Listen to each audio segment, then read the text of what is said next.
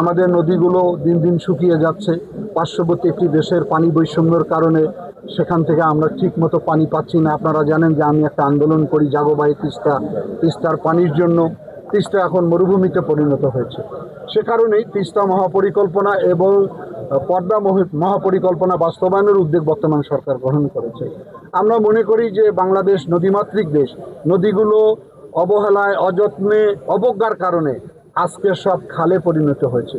সেগুলোকে পুনর্খননেরও একটা মহাপরিকল্পনা বর্তমান সরকারের রয়েছে। আমি আজকে শিবালয় উপজেলায় এসেছি। এখানে আমডালা খাল ইতিমধ্যে অনেকখানি খনন করা হয়েছে। এবার আগাম বৃষ্টি হওয়ার কারণে হয়তো কাজ কিছুটা বাধাগ্রস্ত হচ্ছে। আমরা আগামী শুকনো মৌসুমে অসম্পূর্ণ কাজটাকে সম্পন্ন করব।